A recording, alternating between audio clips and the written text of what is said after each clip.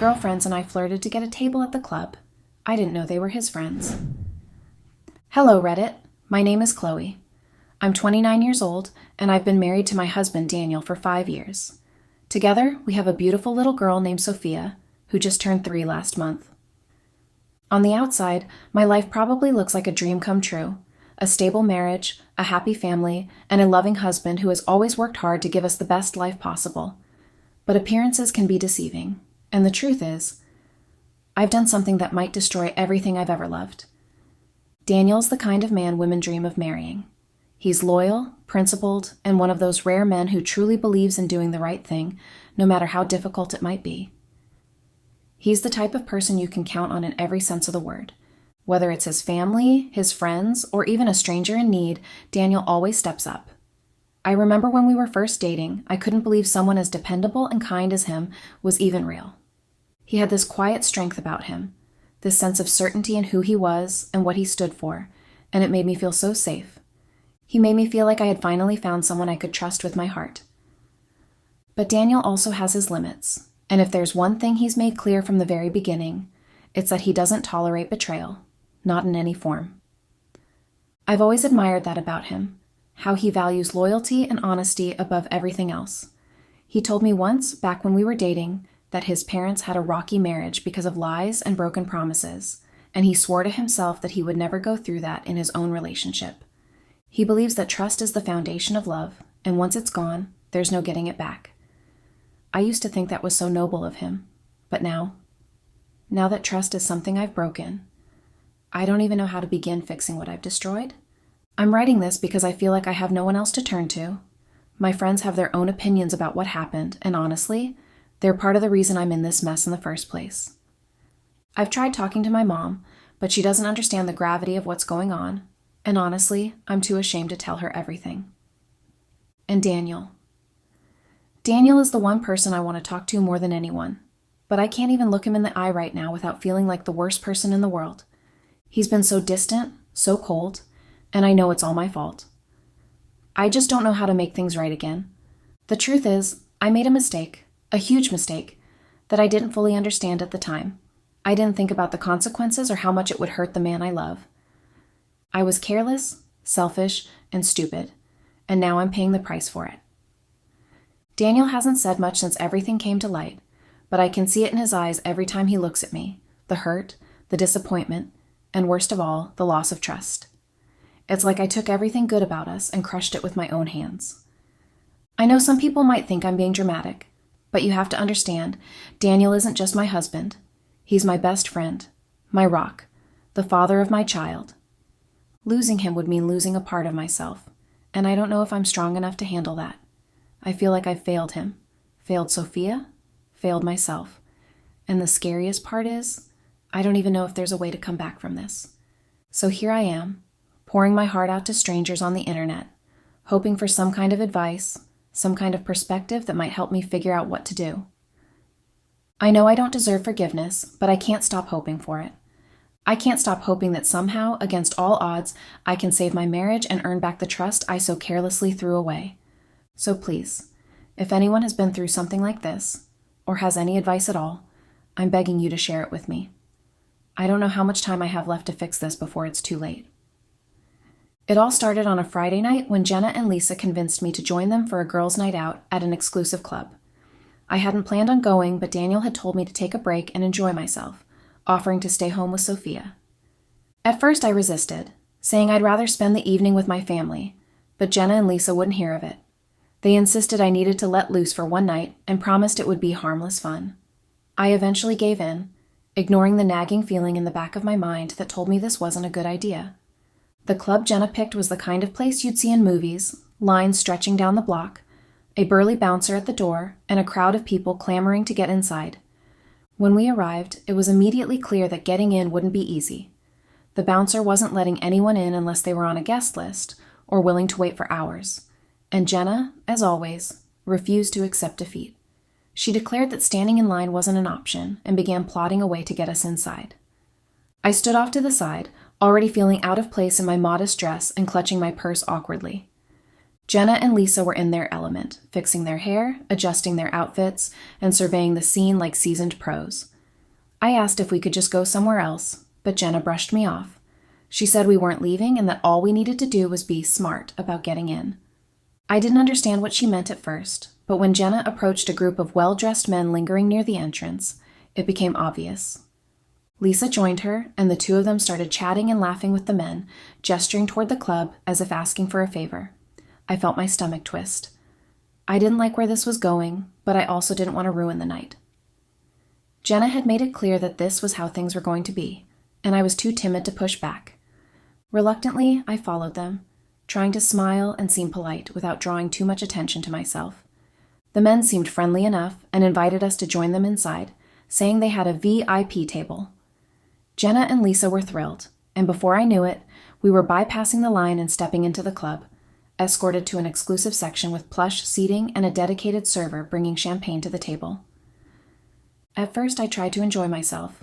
The music was loud, the lights were dim, and the drinks were flowing. Jenna and Lisa were clearly having a great time, laughing and dancing while the men lavished attention on them. I told myself there was no harm in being there. It was just a night out, and I wasn't doing anything wrong. But then one of the men, Alex, started paying extra attention to me. Alex was tall, charming, and confident, the kind of man who seemed to thrive in this environment. He sat next to me and asked about my life, his voice low and smooth, and I found myself answering more than I should have. But the funny thing was, I didn't mention Daniel or Sophia. I don't know why. Maybe I just wanted to escape my own reality for a moment. Maybe I liked the attention. Whatever the reason, I allowed the conversation to continue, even when it became more personal than it should have. The drinks kept coming, and I felt my inhibition slipping away. Alex leaned in closer, his hand brushing against mine, and I didn't pull away. He complimented me, told me I was different, and before I knew it, he was leaning in to kiss me. I froze for a moment, torn between my guilt and the thrill of the moment, but then I kissed him back. It was just one kiss, I told myself, one mistake. But it didn't stop there. The kisses turned into whispered conversations, his hand on my thigh, and eventually, Alex suggested we step outside for some air. I didn't stop to consider what I was doing or the consequences. I followed him out of the club, past the pulsating music and flashing lights, to his car parked in a secluded corner of the lot. What happened next was reckless and impulsive, and I can't even explain why I let it happen. I just let my wild side that I never even knew I had take over. We didn't even go far. He just drove a few miles away from the club, and we didn't even say a word to each other. We just quietly moved to the back seat of his car, and I bent over the seat while he worked his manhood through my ass. It was painful because I had never had that type of sex before. Sex with Daniel had always been safe and pleasurable, but Alex was quite different. He was obviously not into foreplay. He just wanted to stick his manhood in me and get it over with.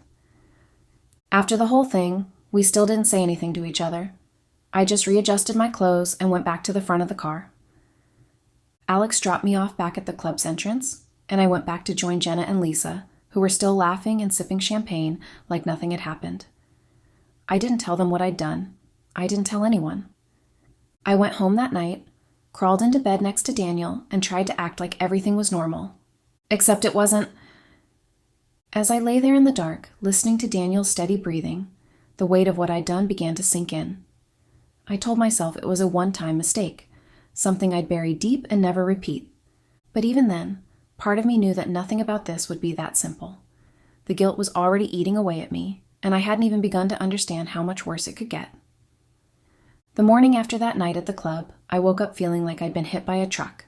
My head was pounding, my stomach was in knots, and the guilt sat heavy on my chest.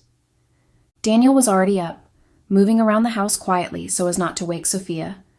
I could hear him humming softly to himself in the kitchen as he prepared breakfast for her.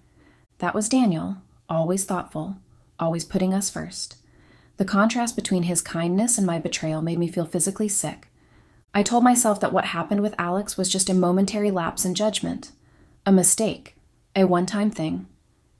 It wasn't like I planned it, I reasoned. It just happened. And it would never happen again. That's what I kept telling myself as I went about the day pretending everything was normal. I kissed Daniel on the cheek when he left for work, played with Sophia in the living room, and tried to ignore the shame eating away at me. I decided right then and there that I would never speak of it, not to anyone. It was better this way, I thought. What Daniel didn't know couldn't hurt him. For the next few days, life carried on as usual, or so it seemed. I buried myself in the routine of being a wife and mother, hoping the guilt would fade over time. But it didn't. If anything, it got worse. Every time Daniel looked at me with those kind, trusting eyes, I felt like a fraud. Every time he told me he loved me, I felt like I didn't deserve to hear it, but I convinced myself I could handle it. I just had to push it all down and keep moving forward. But that wasn't all. Alex texted me. I don't know how he got my number or why, but he did. And he texted me, apologizing for that night.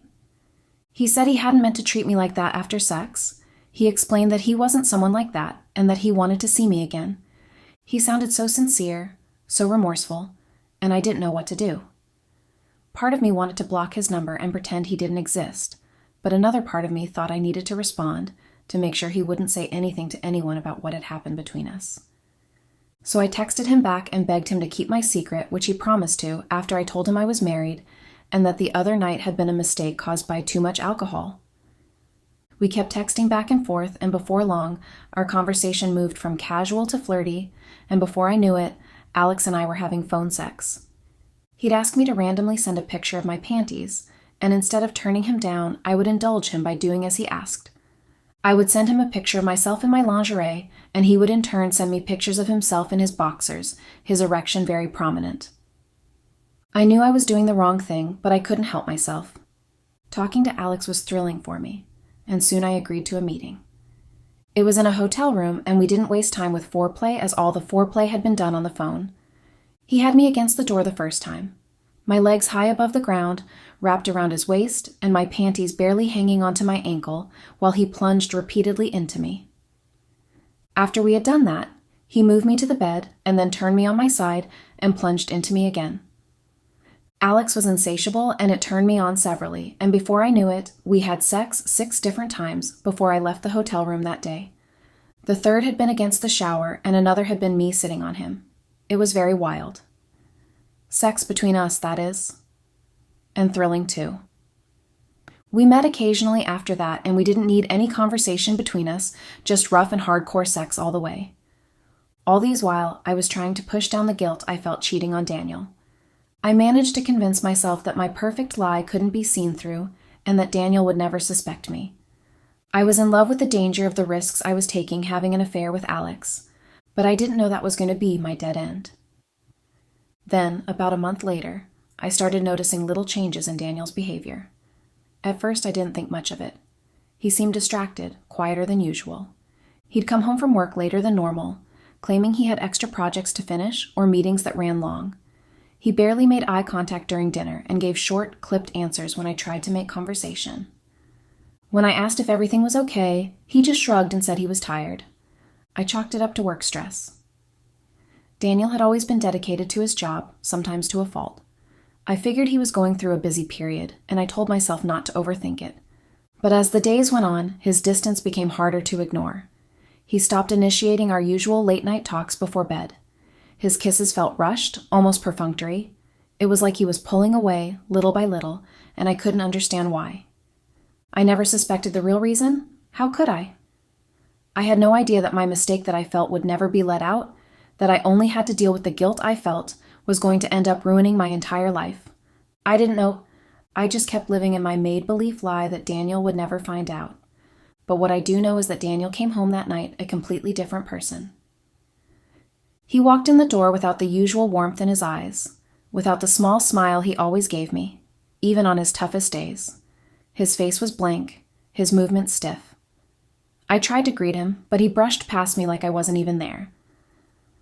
That night, after so many other nights of keeping quiet and ignoring me around the house, after Sophia was asleep, Daniel finally broke the silence. He was tipsy, I know. When he passed by me, I had smelled the alcohol off him, and I just assumed he had an evening out with the guys. But still, I couldn't shake off the feeling that something was different about him. He went directly into the kitchen and gulped down a bottle of water. Then he held my hand and led me to the living room and then sat me down on the single couch, and the look on his face made my heart stop. It wasn't anger, it was worse. He looked hollow, like something inside him had been shattered. He asked me directly if I'd been at the club that day. I froze, my stomach twisting into knots. I knew this was it. The moment of truth. I could have told him everything right then and there, but the words wouldn't come. Instead, I nodded and said yes. I'd gone to the club with Jenna and Lisa. My voice was shaky, and I could barely meet his eyes. Then he asked if I'd cheated on him. My chest tightened, and my mind raced. I felt like I was drowning, grasping at anything to keep my head above water. In that moment, the fear of losing him, of losing everything, was overwhelming. So I lied. I told him no. I said we'd only gone to the club for a girls' night, that Jenna had suggested we flirt with some men to get a table in the VIP section, but that was it. I insisted it was all harmless, just a bit of fun that Jenna pushed us into. I begged him to believe me, saying nothing physical had happened and that I would never do something like that to him. I tried to sound convincing, but deep down, I knew I wasn't. Daniel didn't say much after that. He just stared at me for what felt like an eternity, his expression unreadable. Finally, he stood up and said he needed some air. I wanted to stop him, to grab his hand and make him stay, but I didn't. I just sat there as he walked out the door, feeling like the floor had been ripped out from under me. Over the next few days, Daniel grew even more distant. He spent most of his time at his mother's house, claiming he needed to help her with some things, but I knew that wasn't the real reason. When he was home, he barely spoke to me. There were no more goodnight kisses, no more shared laughs over dinner, no more lingering hugs before he left for work. It was like living with a stranger, and it broke my heart. I didn't know what to do. Every time I tried to bring it up, he'd shut me down, saying he wasn't ready to talk. The silence was unbearable. I felt like I was walking on eggshells, terrified of saying or doing the wrong thing. And all the while, the guilt was eating me alive. I even stopped having sex with Alex because of how much guilt I felt. I made up excuses. Sophia doesn't want anyone else but me. My husband is home.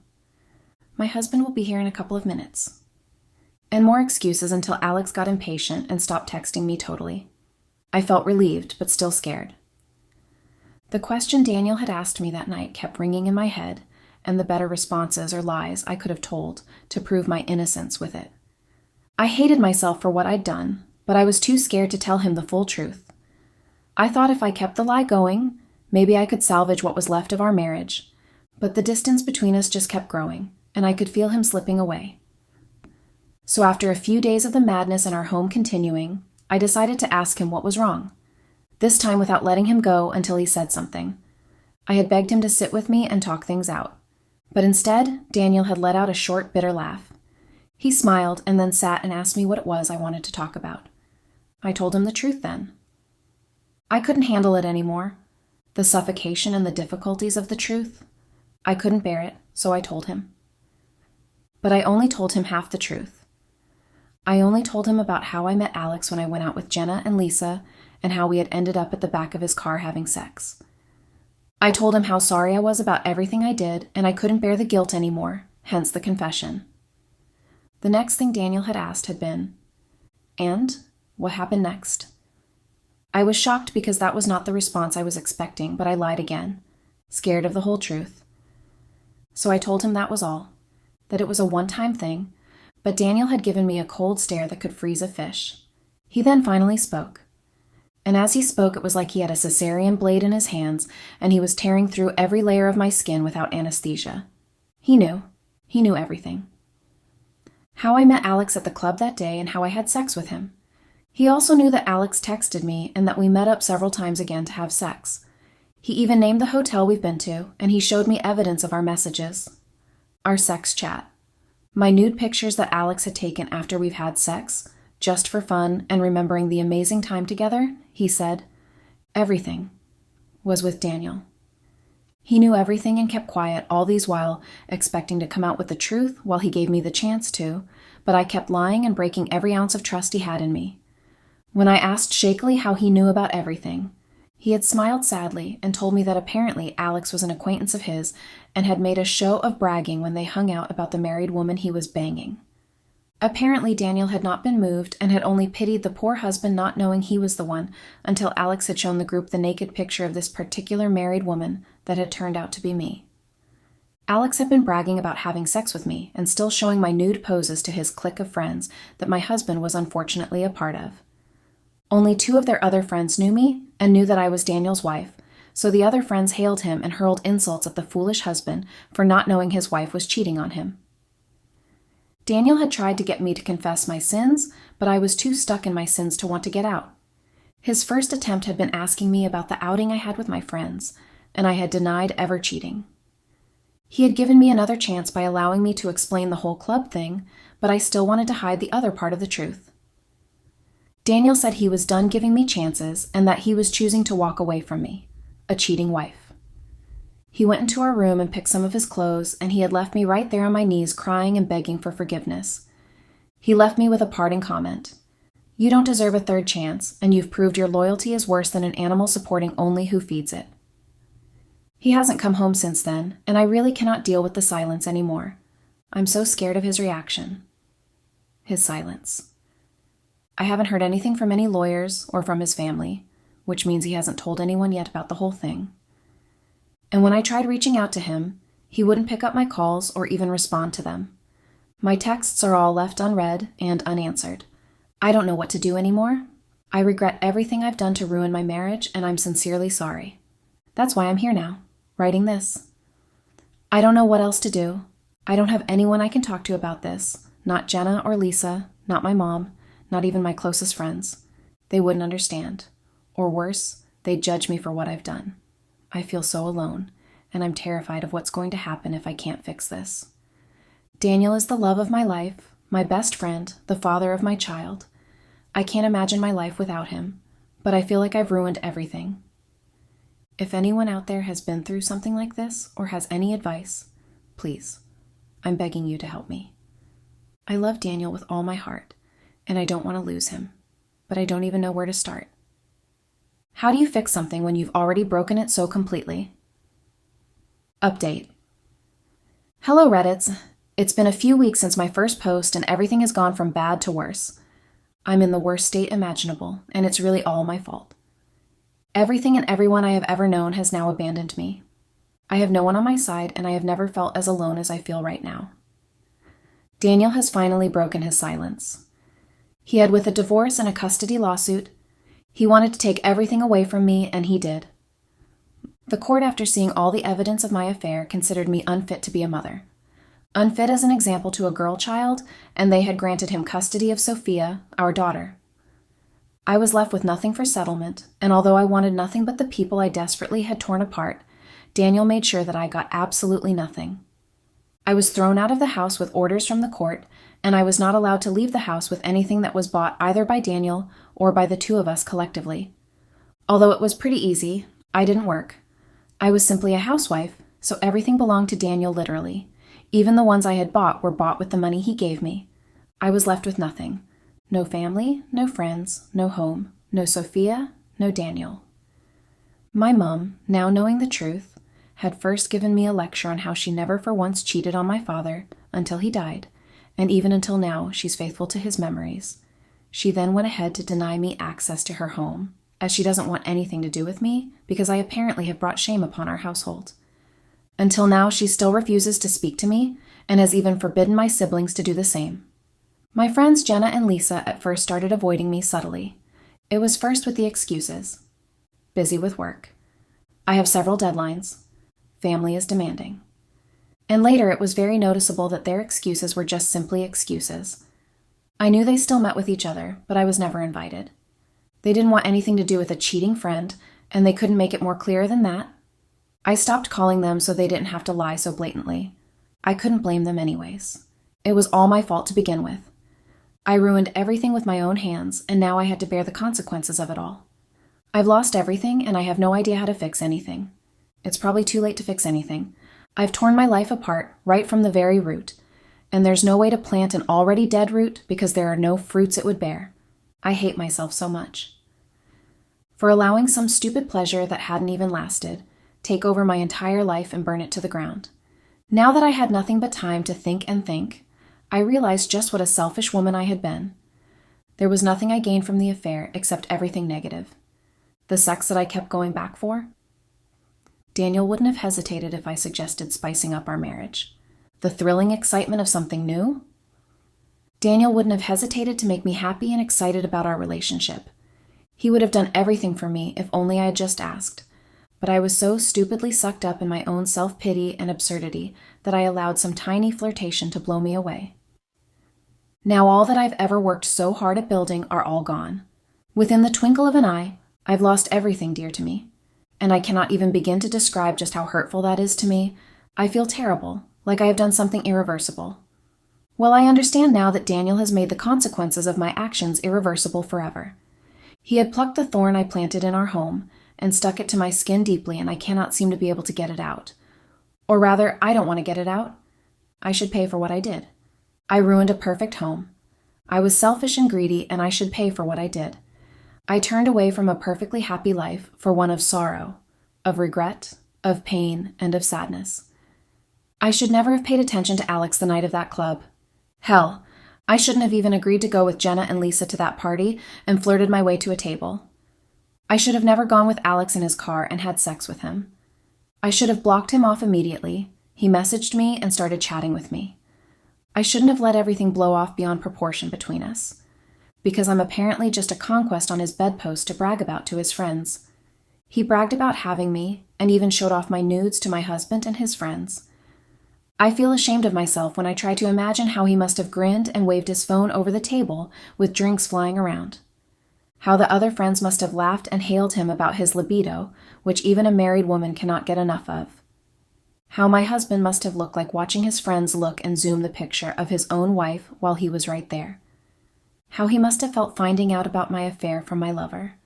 I feel so stupid for ever feeling the need to cheat on my husband, especially when he never gave me any reason to doubt his love and affection towards me. In fact, he never made me feel like I needed to seek some sort of validation from another man. It all boils down back to the fact that I was just being an ingrate and a selfish little whore, and I regret everything I did. I regret it all, and I wish so desperately that I can turn back the hands of time to the moment when I started making all the wrong decisions so I could have at least made the right ones. The first would probably have been turning on my heels and running back home from the entrance of the club.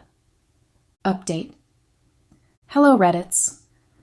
This actually is my last post here. It's been 3 months since the whole issue with Daniel. 3 whole months. You'd expect that everything would have at least been calm and that everything has started settling down. But that's not the case with me. Everything keeps getting worse and worse. My family and everyone else that I've ever known still look at me like I'm that hateful person that should be a castaway amongst the living. I still live with the shame of everything I had done. And the worst pain of it all is knowing that I have my daughter far away from me. I don't have the right to hold or touch her anymore, to hear her melodious laughter when I tickle her, to watch her clap and sing along with her baby cartoons when I put them on, to step on her toys scattered on the floor and watch out for her crying and wanting a cuddle at night. I miss everything. The thought of someone else getting those privileges I had always taken for granted feels so painful.